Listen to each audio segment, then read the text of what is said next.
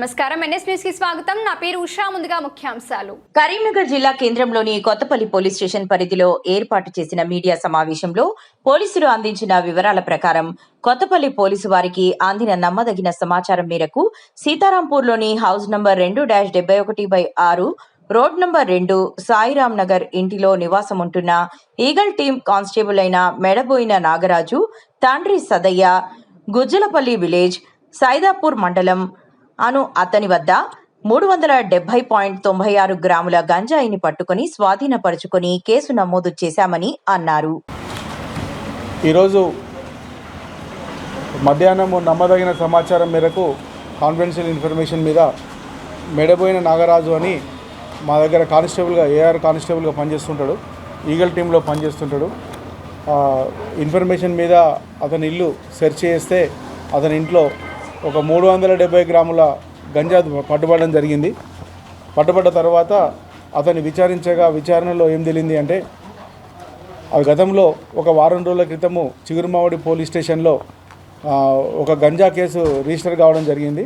ఆ ganja case register అయిన సమయంలో ఎవరి షాపులో అయితే గంజా దొరికిందో ఆయన దాన్ని ఇది నేను పెట్టింది కాదు, నాకు సంబంధం లేదని గట్టిగా అతను చెప్పడం వల్ల మేము అన్నోన్ పర్సన్ మీద కేసు రిజిస్టర్ చేయడం జరిగింది. అందులో భాగంగా ఇతని విచారణలో ఇతను చెప్పింది విషయం ఏంటి అంటే ఇతనికి శ్రీనివాస్ అని కొండాపూర్ గ్రామానికి చెందిన తోడేటి శ్రీనివాస్ అని ఇతనికి మిత్రుడు ఉన్నాడు. అతనికి మట్టా శ్రీనివాస్ రెడ్డి అదే గ్రామానికి చెందిన వ్యక్తికి గత కొన్ని సంవత్సరాల నుంచి ఒక సివిల్ డిస్ప్యూట్ భూమి పంచాయతీ విషయం నడుస్తున్నది. 3 ఎకరాల భూమి గురించి.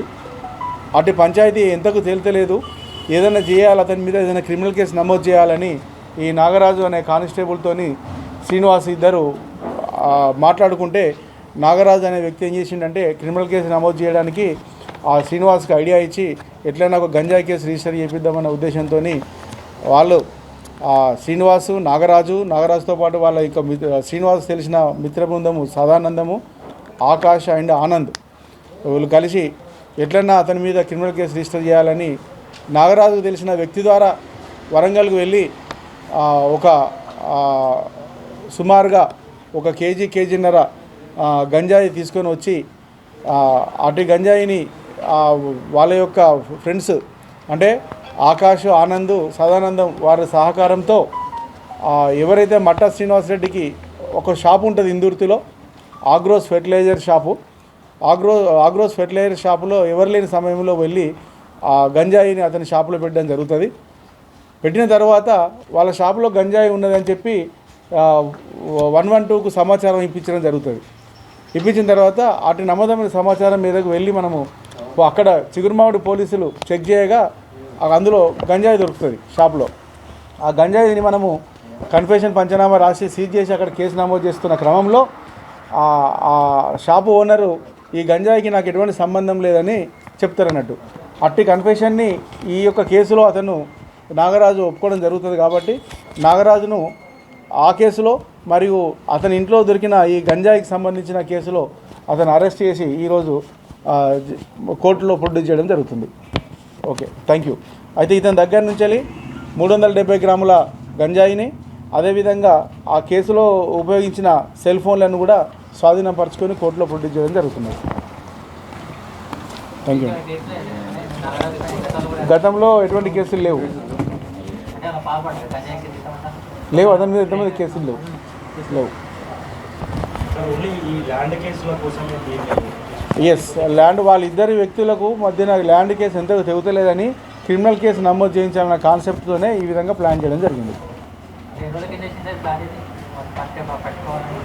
సుమారు ఒక 15 రోజుల నుంచి 15 రోజుల నుంచి వాళ్ళ ప్లాన్లో ఉన్నాయి. ఎవరైనా ఈ విధంగా పోలీస్ డిపార్ట్మెంట్లో ఉంటూ అసాంఘిక కార్యక్రమాలకు కానీ లేదా ఇంకేదైనా కార్యక్రమాలకు కానీ చేపడితే మా డైరెక్టర్ సార్ గారు పోలీసులు వాళ్ళ మీద కఠిన చర్యలు తీసుకుంటారు.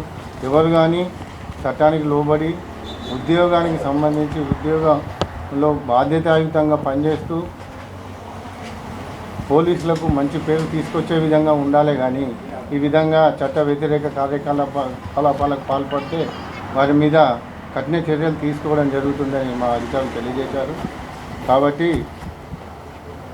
ఇటువంటి కార్యక్రమాలు ఎవరు చేయొద్దని తెలియజేస్తుంది. Thank you.